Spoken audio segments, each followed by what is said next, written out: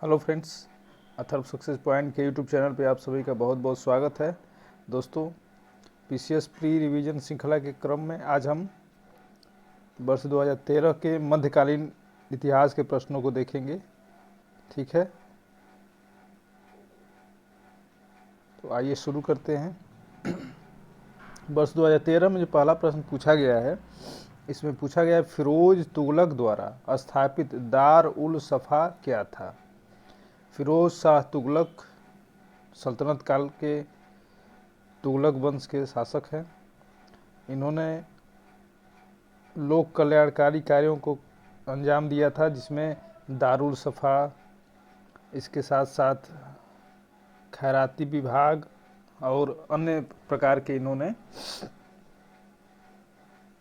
दानशाला, रोजगार दफ्तर वगैरह स्थापित किया था। तो यहाँ पूछा गया है आपसे, दार उल सफ़ा क्या था। दोस्तों, दार उल सफ़ा जो है उस समय एक खैराती अस्पताल था, जहाँ पर गरीब और निराश्रित लोगों का निःशुल्क इलाज किया जाता था। ठीक है, इसमें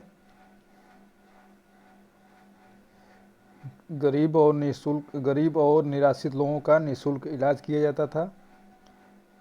इसलिए फिरोज शाह तुगलक को लोक कल्याणकारी कार्य को संपन्न करने वाला शासक कहा जाता है।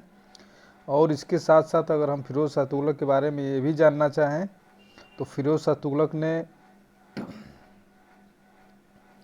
दार उल सफ़ा के साथ साथ दीवान ए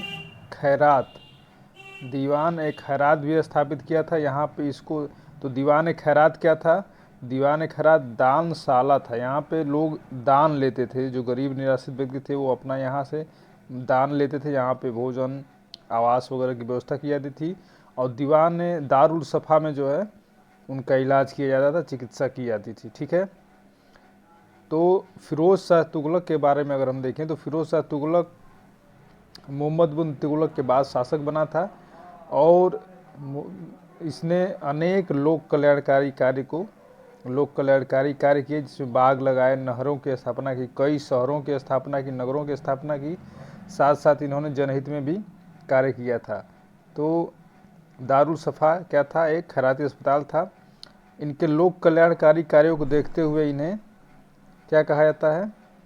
सल्तनत युग का अकबर कहा जाता है। ठीक है, सल्तनत युग का अकबर कहा जाता है फिरोज शाह तुगलक को। ठीक है, चलिए आगे देखते हैं अगला प्रश्न क्या है।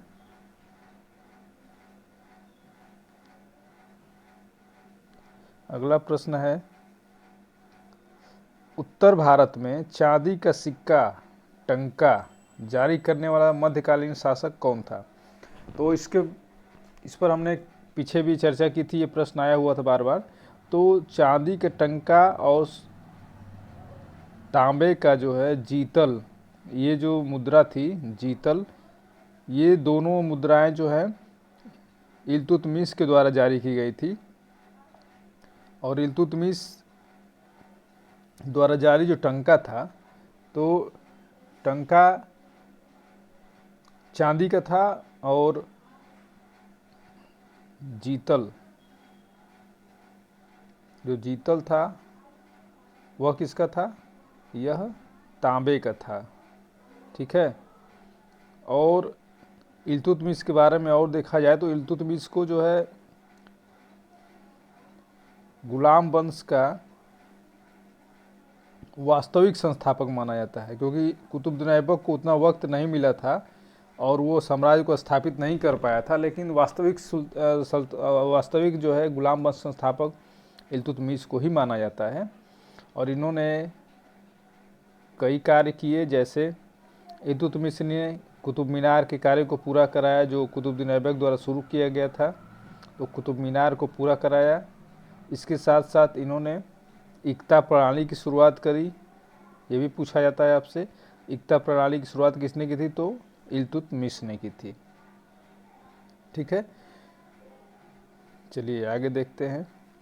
अगला प्रश्न पूछा गया है, अकबर की इच्छा अनुसार किसने रामायण का फारसी में अनुवाद किया था? ठीक है, रामायण का फारसी में अनुवाद किया था। वाल्मीकि रामायण की बात की जा रही है, तो किसने फारसी में अनुवाद किया था? तो आप जानते हैं कि अकबर ने एक अनुवाद विभाग की स्थापना करवाई थी, अनुवाद विभाग की स्थापना करवाई थी, जिसके तहत अनेक ग्रंथों का संस्कृत से अरबी फारसी में अनुवाद किया गया था।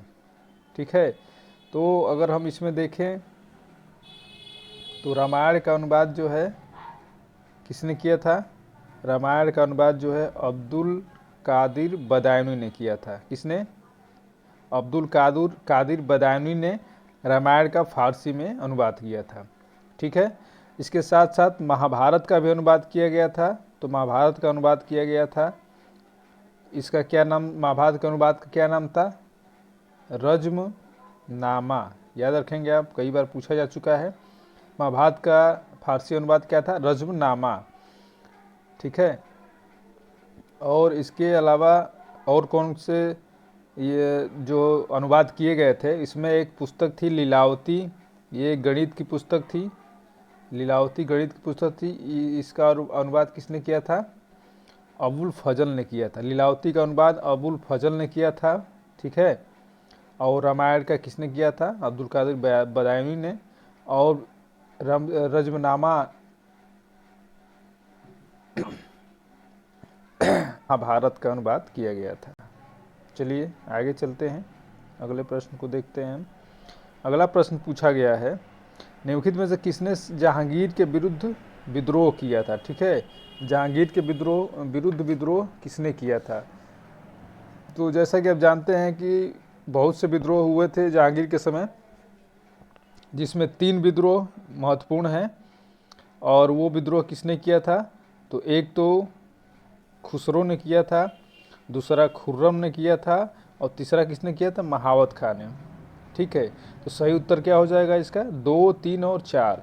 खुर्रम ने विद्रोह किया था, महावत खान ने और खुसरो ने। इनके विद्रोहों का अगर हम क्रम देख लें, अगर हो सकता है कि आपसे आगे चल के क्रम पूछा जाए, तो सबसे पहले क्या था? खुसरो का जो विद्रोह था वह कब था? खुसरो का विद्रोह जो है 1606 ईस्वी में था। ठीक है, और खुर्रम का जो विद्रोह था, खुर्रम का विद्रोह है आपका 1623 ईस्वी में। और महावत खां का जो विद्रोह है वह है 1626 ईस्वी में। तो इनका क्रम क्या हो जाएगा? पहले खुसरो का विद्रोह होगा, फिर खुर्रम का, और उसके बाद महावत खां का। तो इसके अनुसार क्या हो जाएगा? इसका ऑप्शन 2, 3 और 4 सही है। क्लियर है? चलिए आगे देखते हैं। निम्नलिखित में से कौन जहांगीर के दरबार ब्रिटिश शासक जेम्स प्रथम का राजदूत था? पहले भी ये प्रश्न आया हुआ है, और उसका उत्तर आप जानते हैं, विलियम हाकिंस था जो जेम्स प्रथम का राजदूत था। यह 1608 से 1611 इतने वर्षों तक जो है भारत जहांगीर के दरबार में रहा, और 3 वर्ष तक इसने जहांगीर की सेवा की, और जहांगीर ने इसे 400 का मनसब प्रदान किया था। ठीक है, 400 का मनसब प्रदान किया था, और इंग्लिश खां की उपाधि दी थी। क्लियर है? चलिए, तो इस तरह से हमने देखा 2013 के प्रश्नों को हमने देख लिया। अब आइए 2012 के प्रश्नों को देखते हैं। 2012 के प्रश्नों में भी अच्छे अच्छे प्रश्न हैं। 12 के प्रश्नों को हम देखते हैं, मध्यकाल में क्या क्या पूछे गए हैं प्रश्न। तो 2012 में प्रश्न पूछा गया है, निम्नलिखित में से कौन जहांगीरी चित्रकार थे? पहले भी ये प्रश्न आया था, हमने हल किया इसको। जहांगीर के समकालीन चित्रकार कौन कौन थे, यही बताना है हमें। जैसे अकबर ने चित्रकला की शुरुआत कराई थी, हुमायूं के साथी से लेकर अकबर ने इसको विशेष रूप से आगे बढ़ाया, फिर जहांगीर ने भी बढ़ाया। तो इनके समय के अलग अलग चित्रकार थे। अकबर के समय कोई और था, जहांगीर के समय कोई और था, हुमायूं के समय कोई और था। तो ये पूछा जाता है कि कौन सा चित्रकार किसके समय था, तो इसे हमें बहुत ध्यान से देखना है। तो जो जहांगीर है, तो आप जानते हैं जहांगीर महत्वपूर्ण जहांगीर जो है चित्रकारी में बहुत रुचि लेता था और जहांगीर के दरबार में बहुत चित्रकार थे, जिनमें अबुल हसन और अकारिजा ये दोनों महत्वपूर्ण चित्रकार थे। अबुल हसन जो है और अकारिजा तो हेरात का चित्रकार था, ये विदेशी चित्रकार था हेरात का, और जहांगीर के दरबार में रहता था। और एक बात और जान ले हम कि अकारिजा के नेतृत्व में ही जो है एक आगरा में क्या बना था, आगरा में जो है जहांगीर के नेतृत्व में आगरा में एक आगरा में चित्रकला विभाग की स्थापना की गई थी, या चित्रशाला की स्थापना की गई थी। और इस चित्रशाला में अनेक चित्रों का निर्माण होता था, चित्रकारी की जाती थी। तो अकारिजा एवं अबुल हसन जो है दोनों जो है इसके समकालीन थे, यानी कि 2 और 3 उत्तर सही हो जाएगा आपका। और एक चीज़ और हम देख लें, अगर अबुल हसन की बात करें हम, तो अकारिजा के नेतृत्व में तो हमने देखा कि चित्रशाला की स्थापना की गई थी। कहाँ की गई थी? आगरा में, ये पूछा जा सकता है आपसे। और अबुल हसन को जहांगीर ने एक उपाधि दी थी, उसको बोलते हैं हम नादिर, ठीक है, नादिर उद जमा। ये जो है उपाधि जो है अबुल हसन को जहांगीर द्वारा दी गई थी, ठीक है। और तो इस प्रकार हमने देखा कि अबुल हसन और अकारिजा जो है जहांगीर के चित्रकार थे, और जो शेष 2 बच रहे हैं वो अब्दुल समद और मीर सैयद अली, ये दोनों किसके समय थे? तो ये भी हम जान लें, तो ये दोनों जो है हुमायूं के समकालीन चित्रकार थे। आप ये भी याद रखें, हो सकता है आगे चल के पूछा जाए आपसे, पहले भी पूछा गया है। तो अब्दुल समद और मीर सैयद अली हुमायूं के समय चित्रकार थे, अबुल हसन और अकारिजा जहांगीर के समय चित्रकार थे, ठीक है। और अकारिजा के नेतृत्व में जो है चित्रशाला की स्थापना की गई थी। कहाँ पे की गई थी? आगरा में, ये भी आप याद रखेंगे। चलिए आगे देखते हैं। वह प्रसिद्ध जैन आचार्य कौन थे जिनको अकबर ने बहुत सम्मानित किया था? तो आप जानते हैं अकबर जो है हर धर्म के लोगों से मिलता था, इबादत खाना में सबकी चर्चा होती थी, तो वैसे में जैन आचार्य भी उनके साथ संरक्षित थे। तो जैन आचार्यों में अकबर ने हरि विजय सूरी को अकबर द्वारा सम्मानित किया गया था। अकबर ने इन्हें जगत गुरु की उपाधि दी थी, ठीक है। अकबर ने जैन आचार्य हरि विजय सूरी को जगत गुरु की उपाधि दी थी, ठीक है। और एक और जो है जैन आचार्य थे, उनका नाम था जीन चंद्र सूरी, ठीक है, जीन चंद्र सूरी। इन्हें भी अकबर ने युग प्रधान की उपाधि दी थी। ये दोनों बहुत इंपॉर्टेंट है, आप इसे याद रखेंगे, और अक्सर आपसे दोनों में कन्फ्यूजन हो सकता है, पूछने पे पूछा जाएगा। तो जीन चंद्र सूरी को युग प्रधान और हरि विजय सूरी को जो है जगत गुरु की उपाधि दी गई थी। क्लियर है? चलिए आगे चलते हैं। पूछा गया है किसके सिक्कों पर बगदाद के अंतिम खलीफा, यानी बगदाद के अंतिम खलीफा का नाम सर्वप्रथम अंकित हुआ था, ठीक है। तो ये बहुत ही अच्छा प्रश्न है, और इसका सही जवाब क्या हो जाएगा? अलाउद्दीन मसूद शाह। जो अंतिम खलीफा थे उनका जो है प्रथम उल्लेख जो है अंकित हुआ था नाम उनका, अलाउद्दीन मसूद शाह के सिक्कों पे जो है अंतिम खलीफा का नाम अंकित हुआ था। तो अलाउद्दीन मसूद शाह ने अपने सिक्कों पर अंतिम खलीफा का नाम अंकित करवाया था, और उस खलीफा का क्या नाम था?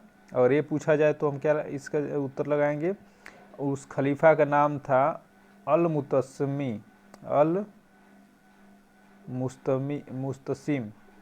मुस्तसिम नाम था इनका खलीफा का, ठीक है। तो अल मुस्तसिम अंतिम खलीफा थे बगदाद के, और इनका नाम जो है इनके अलाउद्दीन मसूद शाह के सिक्कों पर था। और इसके साथ साथ इल्तुतमिश ने भी सिक्कों पे जो है नाम खलीफा का नाम जो है अंकित कराया था। ठीक है, इल्तुतमिश ने भी कराया था, अलाउद्दीन मसूद शाह ने। तो आप याद रखेंगे। तो यहाँ जो पूछ रहा है अंतिम खलीफा की बात कर रहा है बगदाद के, तो इसका उत्तर हो जाएगा अलाउद्दीन मसूद शाह। चलिए आगे देखते हैं। अगला प्रश्न है, औरंगजेब की मृत्यु के समय मराठा नेतृत्व किसके हाथों में था? यानी जब औरंगजेब की मृत्यु हुई थी उस समय मराठा नेतृत्व किसके हाथ में था? तो सबसे पहले हम ये जाने कि औरंगजेब की मृत्यु कब हुई थी। औरंगजेब की मृत्यु हुई थी 1707 में। ठीक है, और उस समय जो है मराठों का नेतृत्व किसके हाथ में था? तो ताराबाई के हाथ में था। ताराबाई संरक्षिका के रूप में इन्होंने नेतृत्व संभाला था। ठीक है, तो ताराबाई सही उत्तर हो जाएगा। और अपने ताराबाई के जो अल्पवयस्क पुत्र थे उनका नाम क्या था, ये भी पूछा जा सकता है आपसे। तो उनका नाम था शिवाजी द्वितीय। ठीक है, तो शिवाजी द्वितीय के संरक्षक के रूप में ही ताराबाई ने अपने नेतृत्व अपने हाथों में लिया था। तो ये पूछा गया है 1707 में। 1707 में औरंगजेब की मृत्यु हुई थी, उस समय जो है मराठों का नेतृत्व ताराबाई के हाथों में था। ठीक है, चलिए आगे देखते हैं 2011 में कौन से प्रश्न पूछे गए हैं। 2011 के प्रश्नों को भी हम देख लें। 2011 के प्रश्नों को हम देखते हैं। तो 2011 में भी अच्छे प्रश्न पूछे गए हैं। पहला प्रश्न क्या है, निम्नलिखित सूफी संतों में से कौन सर्वप्रथम अजमेर में बस गए थे? तो इस पे हमने चर्चा पिछले कक्षा में भी की थी, पिछले क्लास में भी ये प्रश्न पूछा गया था 2014 के आसपास में। तो ये दोबारा पूछा गया, इसलिए प्रश्नों का रिवीजन बहुत ज़रूरी है, क्योंकि आपके इतिहास, भूगोल, संविधान से संबंधित लगभग 60 से 65% प्रश्न हूबहू दोहराए जा सकते हैं। तो रिवीजन बहुत मस्ट है आपके लिए। तो ये पूछा गया अजमेर में किसकी दरगाह है, सर्वप्रथम अजमेर में कौन बसा था? तो आप जानते हैं कि अजमेर में मुइनुद्दीन चिश्ती की दरगाह है, और इन्होंने ही अपनी दरगाह स्थापित की थी। काफ़ी लंबे समय तक ये वहाँ पे अजमेर में रहे थे। ठीक है, तो सही उत्तर क्या हो जाएगा? शेख मुइनुद्दीन चिश्ती। अगर इनके बारे में और थोड़ी जानकारी डिटेल में हम देखें तो ये 1236 तक जीवित रहे। 1236 में इनकी मृत्यु हुई थी, और 1192 में ये जो है मोहम्मद गोरी के साथ ही आए थे भारत, और यहाँ 1236 तक रहे, और यहीं अजमेर में अपना इन्होंने स्थापित किया है। और इनके शिष्य का नाम क्या था? इनके शिष्य, प्रमुख शिष्य का नाम था कुतुबुद्दीन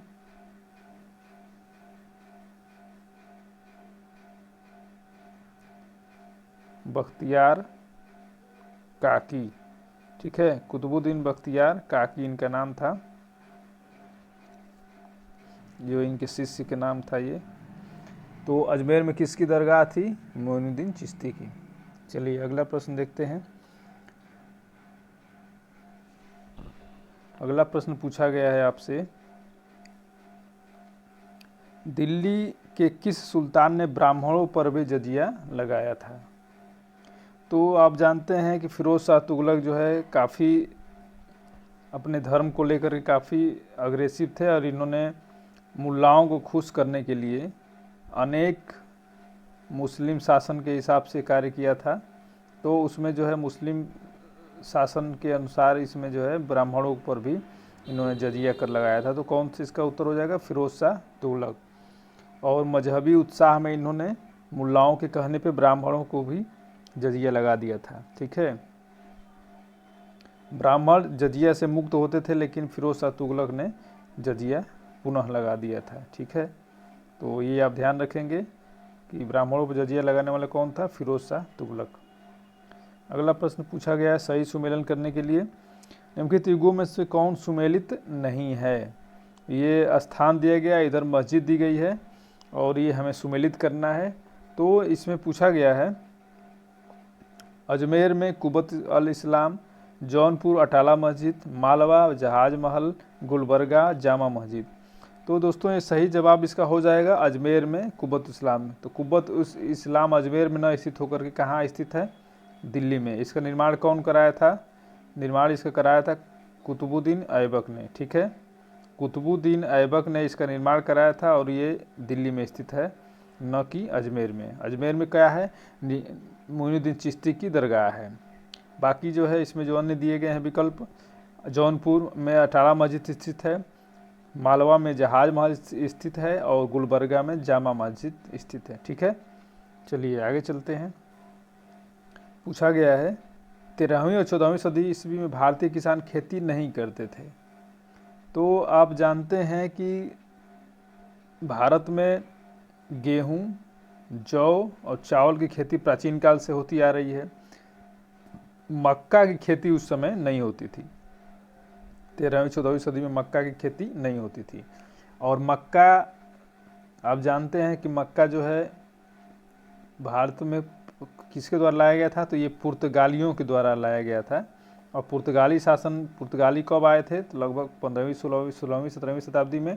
तो 13वीं 14वीं शताब्दी में जो है मक्का की खेती नहीं होती थी। पुर्तगाली क्या क्या लाए थे, मक्का लाए थे, आलू लाए थे और अनानास पपीता जैसे कुछ और भी वस्तु अन्य भी पौधे ले आए थे। इसलिए बाद में खेती इनकी शुरू हुई और आज चल रही है। तो इसका उत्तर क्या हो जाएगा, मक्का की खेती जो है इस शताब्दी में 13वीं 14वीं शताब्दी में नहीं होता था। अगला प्रश्न देखते हैं हम। पूछा गया किसने आगरा की स्थापना की थी। ठीक है, तो आगरा जानते हैं, आगरा की स्थापना किसने की थी, सिकंदर लोदी ने। सिकंदर लोदी लोदी वंश का प्रमुख शासक था और इसने आगरा की स्थापना की थी। आगरा को ही इसने राजधानी बनाया था। ठीक है, और सिकंदर लोदी के बारे में एक और कहा था, इसने गुलरुखी नाम से जो है ये फारसी में रचनाएं करता था, कविताएं लिखता था सिकंदर लोदी। तो सिकंदर लोदी ने आगरा की स्थापना की और आगरा को सर्वप्रथम अपनी राजधानी बनाया। अगला प्रश्न देखते हैं हम। 1665 ईस्वी में शिवाजी ने किस मुगल सेनानायक के साथ पुरंदर की संधि की। बहुत फेमस संधि है ये और कई बार पूछा जा चुका है, तो आप इसको विशेष रूप से ध्यान देंगे। तो संधि कब हुई थी, पुरंदर की संधि जो है 1665 में हुई थी। क्लियर है, और इसका एग्जैक्ट डेट जो है 1665 की संधि, और इसमें कुछ एग्जैक्ट आपसे फैक्ट भी इससे जुड़े हुए पूछे जाते हैं। तो यह संधि किसके साथ हुई थी, तो औरंगजेब ने महाराजा जय सिंह को भेजा था शिवाजी से संधि करने के लिए। ठीक है, तो जय सिंह, और अगर ध्यान से देखा जाए तो ये जय सिंह और शिवाजी के बीच ये संधि हुई थी, पुरंदर की संधि 1665 ईस्वी में। और इस संधि की शर्तें क्या थी, ये भी आपसे डायरेक्ट पूछा गया है। तो इन शर्तों में क्या था, कथन कारण पूछा सकते हैं, कौन कथन सत्य हैं। तो शिवाजी ने अपने 35 किलों में से, उनके 35 जो किले थे उनके अधिकार क्षेत्र में, उनमें से 23 किले मुगलों को सौंपना पड़ा और इसके साथ साथ अपने पुत्र को भी, संभाजी को मुगल दरबार में भेजना पड़ा। ठीक है, तो 23 किले देने पड़े और संभाजी को उनके दरबार में भेजना पड़ा था। और संभाजी को जो है 5000 का मनसब दिया था औरंगजेब ने, 5000 का मनसब औरंगजेब ने दिया था। ठीक है, तो पुरंदर की संधि शिवाजी और जय सिंह के बीच हुई थी 1665 ईस्वी में। चलिए आगे देखते हैं। अब 2010 के प्रश्नों को हम देखें। निम्नलिखित में से कौन सा शासक पृथ्वीराज चौहान के नाम से जाना जाता है। ठीक है, निम्नलिखित में से कौन सा शासक पृथ्वीराज चौहान के नाम से जाना जाता था। तो आप जानते हैं पृथ्वीराज तृतीय का नाम जो है पृथ्वीराज चौहान था। ठीक है, पृथ्वीराज तृतीय को पृथ्वीराज चौहान कहा जाता था। और इनका एक और भी नाम था राय पिथौरा। ये भी पूछा जा सकता है कि राय पिथौरा किसका नाम था। तो राय पिथौरा जो है पृथ्वीराज चौहान का नाम था। इन्हें पृथ्वीराज तृतीय भी कहा जाता था। पृथ्वीराज तृतीय यानी कि पृथ्वीराज चौहान जानते हैं आप, मोहम्मद गोरी के साथ इनके 2 युद्ध हुए थे। ठीक है, 1191 और 1192, ये 2 युद्ध हुए थे इनके मोहम्मद गोरी के साथ, जिन्हें कहा जाता है, क्या कहा जाता है, तराइन का प्रथम एवं द्वितीय युद्ध। 1191 और 92 में हुए थे। पहले युद्ध में इन्होंने पराजित किया मोहम्मद गोरी को और दूसरे युद्ध में पराजित हुए, और इनके पराजय से ही भारत में सल्तनत की शुरुआत या मुस्लिम शासन की शुरुआत हुई। ठीक है। चलिए अगला प्रश्न देखते हैं हम। पूछा गया है चित्तौड़ का कीर्ति स्तंभ, जो चित्तौड़ में स्थापित है कीर्ति स्तंभ, उसका निर्माण किसने कराया था? तो चित्तौड़ में राणा कुंभा ने कीर्ति स्तंभ स्थापित किया था। और कीर्ति स्तंभ देखा जाए तो 12 फीट ऊंचा है, 42 फीट लंबा, चौड़े चबूतरे पे 42 फीट लंबे चौड़े चबूतरे पर 12 फीट ऊंचा जो है ये चबूतरे की लंबाई है। और चबूतरा सहित अगर जोड़ लिया जाए तो इसकी कुल ऊंचाई कितनी हो जाती है? 122 फीट की ऊंचाई हो जाती है। कीर्ति स्तंभ की ऊंचाई कितनी है? 122 फीट, ठीक है। और ये क्यों बनवाया था इन्होंने, किसके ऊपर विजय प्राप्त किया था कि इन्होंने कीर्ति स्तंभ बनवाया था?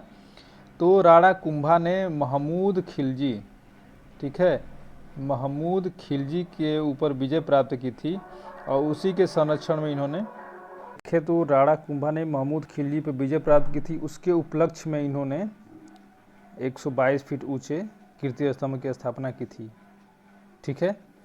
तो सही उत्तर क्या हो जाएगा? राणा कुंभा। चलिए आगे देखते हैं। अगला प्रश्न है, कौन सही सुमेलित है? खुलदाबाद मकबरा, शेख सलीम चिश्ती, फतेहपुर सीकरी, इत्मादुद्दौला का मकबरा, आगरा औरंगजेब का मकबरा, दिल्ली अब्दुल रहीम खान खाना का मकबरा, ठीक है। तो अगर हम ध्यान से देखें इसमें तो लगभग ऊपर से सब सही सुमेलित नहीं है, केवल एक इसमें दिल्ली में अब्दुल रहीम खान खाना का मकबरा है, वही जो है सही सुमेलित है, बाकी सब गलत है। अब्दुल रहीम खान खाने का मकबरा जो है दिल्ली में स्थित है। अन्य का मकबरा कहाँ है, इसे हम देखें अगर तो आप जानते हैं खुलदाबाद,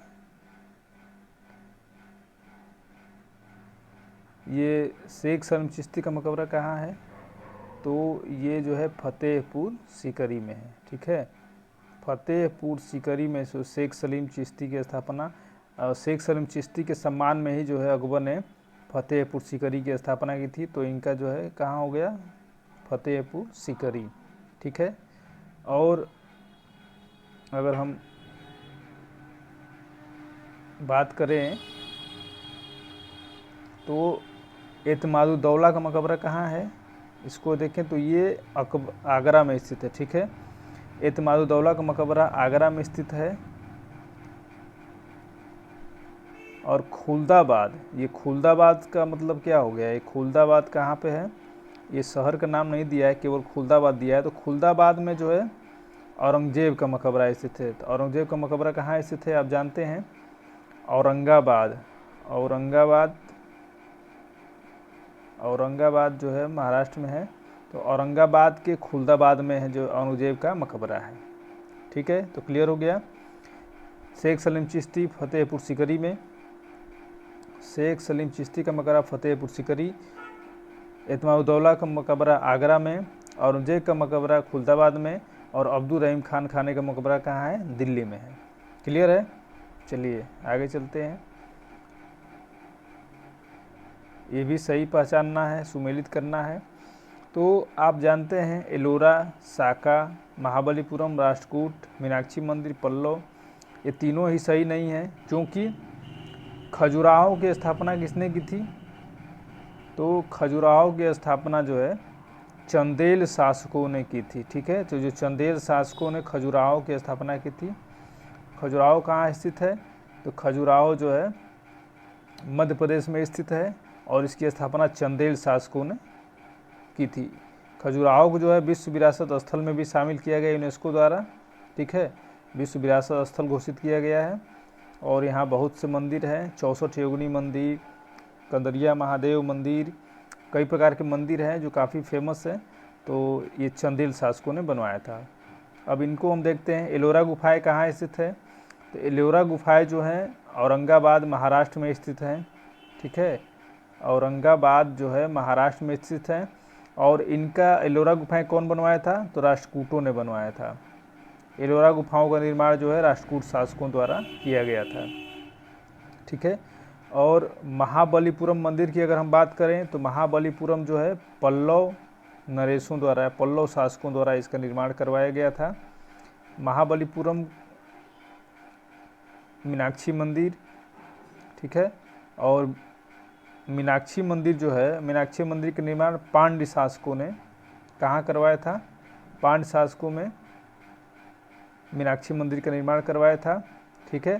तो इस तरह से हम देखें अगर, एलोरा राष्ट्रकूट, ठीक है, राष्ट्रकूटों ने बनवाया था। महाबलीपुरम पल्लव, और मीनाक्षी मंदिर जो है पांड्यों ने बनवाया था, ठीक है। और खजुराहो चंदेल शासकों ने। क्लियर है? चलिए आगे बढ़ते हैं। अगला प्रश्न पूछा गया है, गीत गोविंद की रचना किसने की थी? तो आप जानते हैं गीत गोविंद की रचना किसने की थी? जयदेव ने। जयदेव का गीत गोविंद काफ़ी फेमस है और बंगाल में ये बहुत प्रसिद्ध है, बंगाल में गाया जाता है इसे। और गीत गोविंद जयदेव किसके दरबार में थे?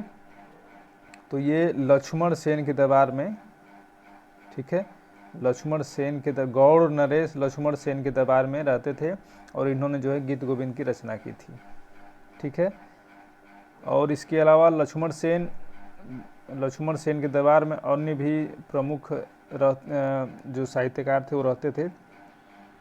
इनमें धोई नामक एक लेखक थे, धोई नामक विद्वान थे। इन्होंने पवन दूत की रचना की थी, ये भी पूछा जाता है आपसे। पवन दूत नामक ग्रंथ की रचना की थी धोई ने। और इनके अलावा धर्मदास, ये भी रहते थे लक्ष्मण सेन के दरबार में। हलायुद्ध का नाम आपने सुना होगा, हलायुद्ध, ये भी जो है इनके दरबार में रहते थे, लक्ष्मण सेन के दरबार में। इन्होंने क्या रचना की थी? तो इन्होंने रचना की थी ब्राह्मण सर्वस्व। ये अक्सर मिलाने को दे दिया जाता है आपसे पुस्तकों के बारे में। तो ब्राह्मण सर्वस्व की रचना हलायुद्ध ने की थी। ये सभी लोग जो है लक्ष्मण सेन के दरबार में रहते थे। गौड़ नरेश लक्ष्मण सेन बंगाल में थे। अगला प्रश्न पूछा गया है, भारत किस मध्यकालीन शासक ने एकता व्यवस्था, तो इस पर तो हमने पहले भी चर्चा करी। एकता व्यवस्था की स्थापना किसने की थी? इल्तुतमिश ने की थी। और इसे जो है तुर्क ए चहलगानी कहा जाता है। एकता व्यवस्था को तुर्क ए चहलगानी, क्योंकि इसमें 40 तुर्क थे। और इसको समाप्त किसने किया था? तो बलबन ने एकता व्यवस्था को या तुर्क ए चहलगानी को समस्या की इस समूह को समाप्त कर दिया, ठीक है। तो इस तरह से हमने देखा। अगला प्रश्न पूछा गया है, सही सुमेलित नहीं है। और ये युद्ध का क्रम है, ये पहले भी पूछा गया है। तो युद्धों का क्रम देखें, और यहाँ से हमेशा आपसे 1-2 युद्ध जो है पूछे ही जाते हैं। और आगे चल के युद्ध पूछे जाएंगे उत्तर मुगल काल के शासन में, जो नए नए राज्य बन रहे थे, स्वतंत्र राज्य, उनसे युद्ध जो हुए थे अंग्रेजों के, वो भी पूछे जाते हैं। तो पूछा है कि सही सुमेलित नहीं है। आप क्वेश्चन पढ़ते समय ये बात जरूर ध्यान दीजिए कि सही सुमेलित है पूछा है कि सही सुमेलित नहीं है पूछा है। तो आप जानते हैं बाबर खानवा का युद्ध हुआ था, हुमायूं ने शेर शाह के साथ चौसा का युद्ध लड़ा था, अकबर ने राणा प्रताप के साथ हल्दी घाटी का युद्ध लड़ा था, जहांगीर बल्ख का युद्ध, तो बल्ख का युद्ध जो है जहांगीर ने नहीं लड़ा था बल्कि शाहजहां ने यह युद्ध लड़ा था। शाहजहां के समय ये युद्ध हुआ था, ठीक है। जहांगीर के समय ये युद्ध नहीं हुआ था। तो ये विकल्प डी जो है यही सुमेलित नहीं है। अगला प्रश्न पूछा गया है, मुगल शासक औरंगजेब, ये कई बार भी रिपीट किया गया प्रश्न, औरंगजेब कौन सा वाद्य यंत्र बजाते थे? तो आप जानते हैं कि औरंगजेब वैसे तो संगीत के खिलाफ थे, लेकिन फिर भी ये स्वयं जो है अपने ये एक कुशल बीड़ा वादक माने जाते हैं। ये बीड़ा बजाते थे, स्वयं तो बीड़ा बजाते, लेकिन अन्य लोगों के प्रति इन्होंने संगीत को बैन कर दिया था, प्रतिबंधित कर दिया था। तो औरंगजेब जो है कुशल बीड़ा वादक थे, ठीक है। इन्होंने संगीत को पसंद न करने के बावजूद भी बीड़ा वादन में कुशलता हासिल की थी। चलिए अगला प्रश्न देखते हैं हम। ये देखिए, ये स्मारक और निर्माता के बारे में पूछा गया है, भी कई बार पूछा जा चुका है।